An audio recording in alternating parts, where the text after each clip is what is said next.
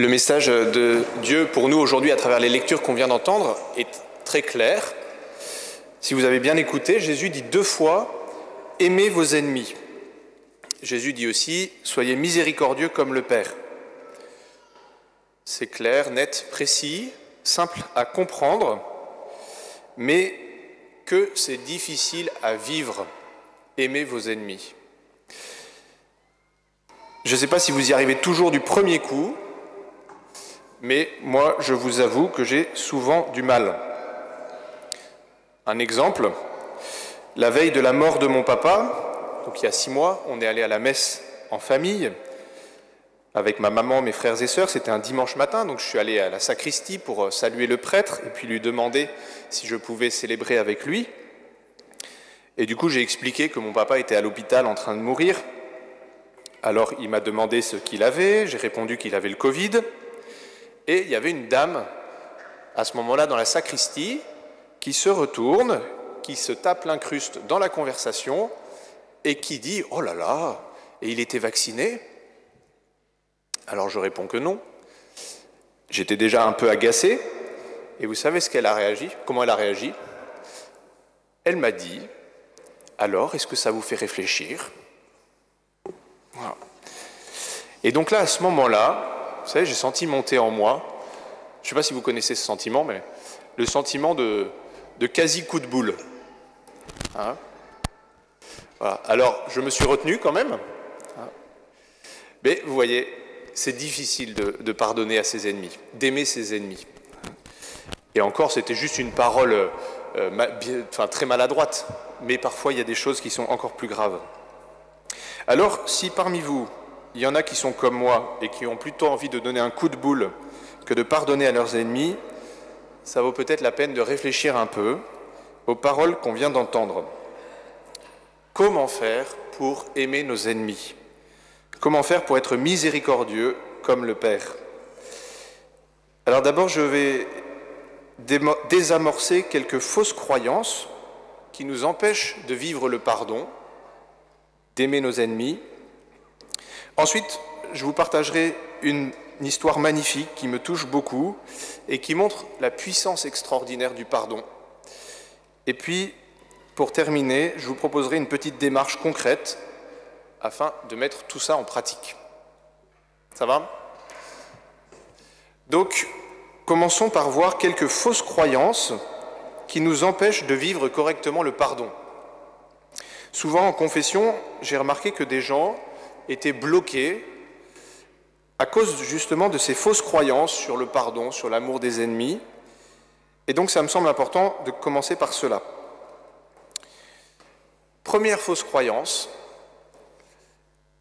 j'arrive pas à pardonner parce que quand je repense à ce qu'on m'a fait, je ressens toujours de la haine ou de la colère. Mais, vous savez, pardonner, ça ne veut pas dire ressentir de l'affection pour celui qui vous a fait du mal.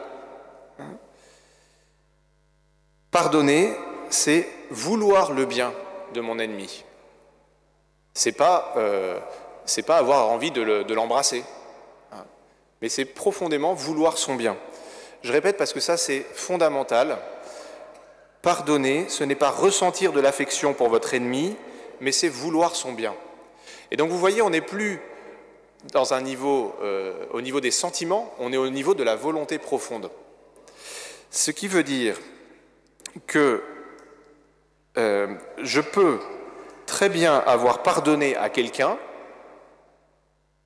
au fond de mon cœur, avec ma volonté, ma liberté, avoir décidé de ne pas lui tenir rancune, et en même temps, au niveau plus superficiel de la sensibilité, toujours ressentir, éprouver une certaine colère, une certaine tristesse, voire même un sentiment de haine qui demeure au niveau de l'affectivité parce que ça prend du temps.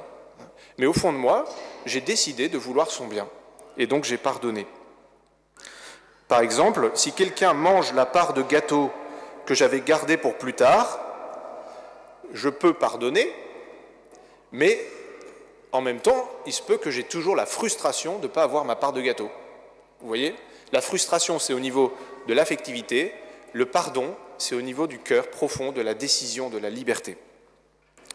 Donc voilà la première fausse croyance qui consiste à penser que pardonner veut dire ressentir de l'amour pour son ennemi. Non, pardonner, c'est vouloir son bien, mais peut-être que j'aurai toujours un sentiment de haine ou de colère envers lui.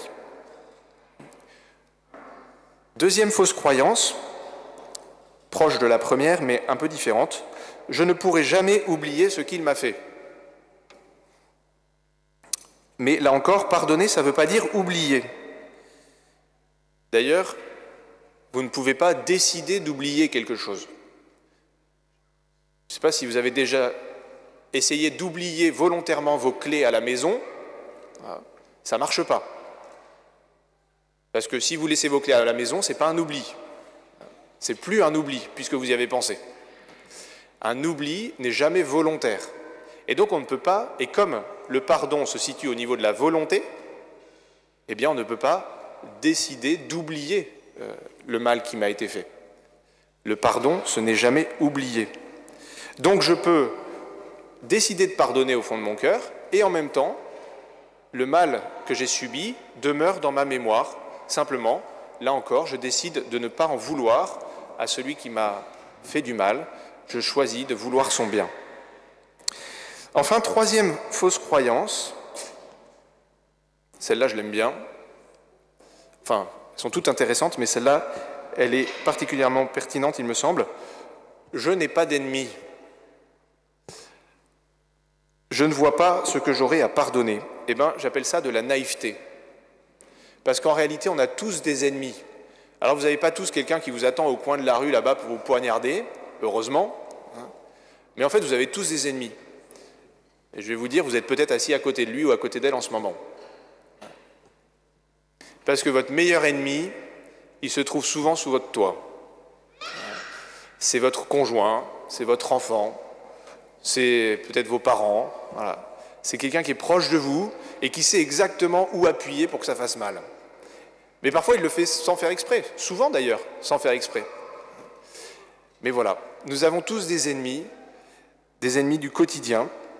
Et croyez pas que les prêtres, on en soit à côté du lot. Hein. On habite tous les trois avec le père Luc Emmanuel et avec le père Charles. Voilà. Et ben on est de temps en temps les ennemis les uns des autres. En ce moment, on a même le père Christophe avec nous. Donc, on sait ce que ça veut dire. Voilà. Alors, c'est pas le père Christophe, mais parfois, il y en a un qui laisse traîner un bout de pain, hein, qui finit par durcir dans la panière. Et ce qui est génial, c'est que ça attire les souris. Voilà. Et ça, moi, ça m'agace au plus haut point. Voilà. Donc, soit je décide l'option coup de boule, voilà, soit je choisis l'option pardon. Et j'essaye, avec l'aide de Dieu, de choisir la deuxième option. Donc voilà les trois fausses croyances qui peuvent nous empêcher de vivre l'évangile d'aujourd'hui, le pardon et l'amour des ennemis. Un, c'est de croire que pardonner, ça veut dire ressentir de l'affection pour mon ennemi.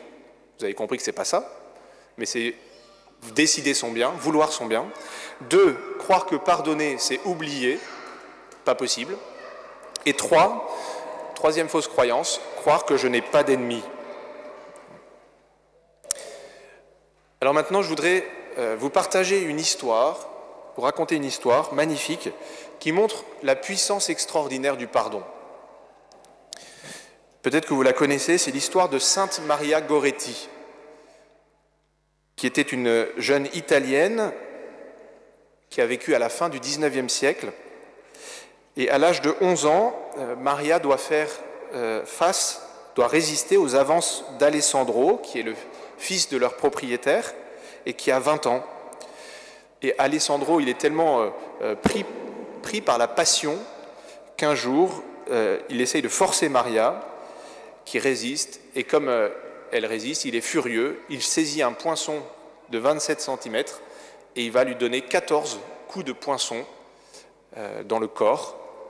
Maria est transportée à l'hôpital en urgence, et elle va mourir le lendemain.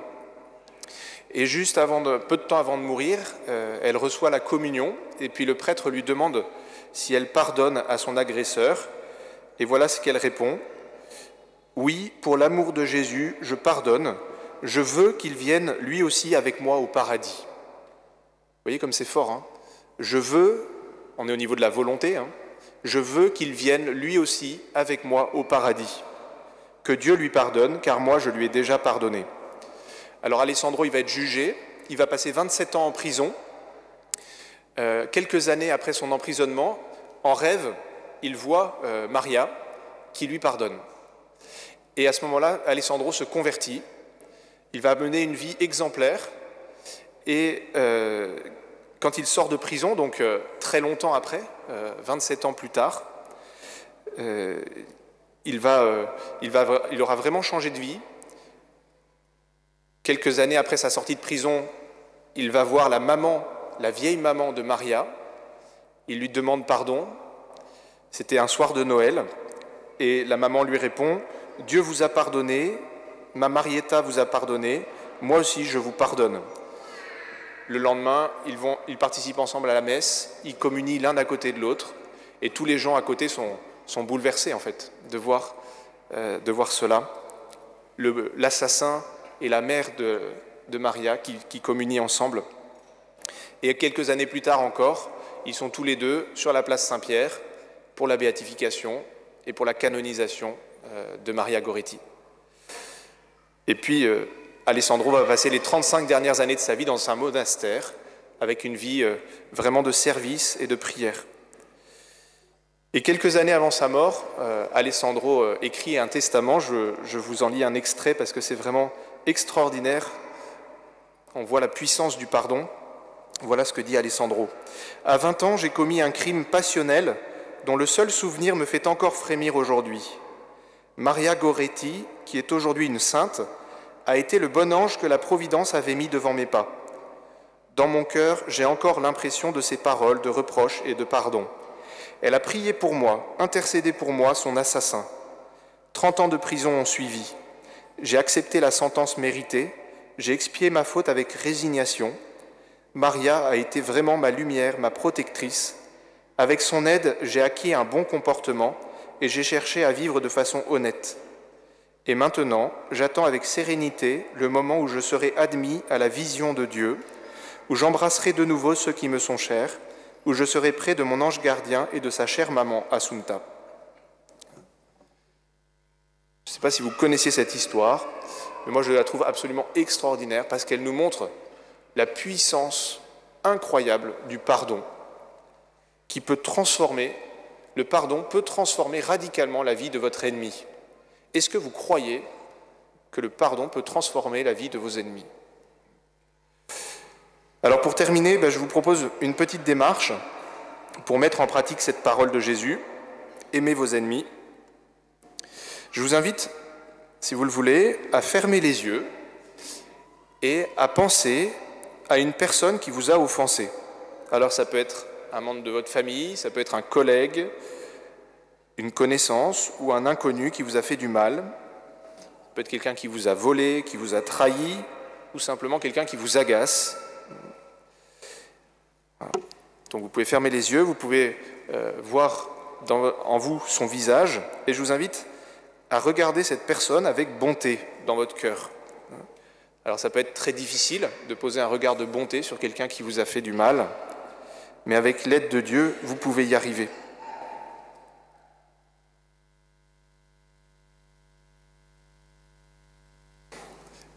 Et puis une fois que, en regardant cette personne dans votre cœur, je vous invite aussi à demander à Dieu, Seigneur, viens bénir et sauver cette personne qui m'a fait du mal.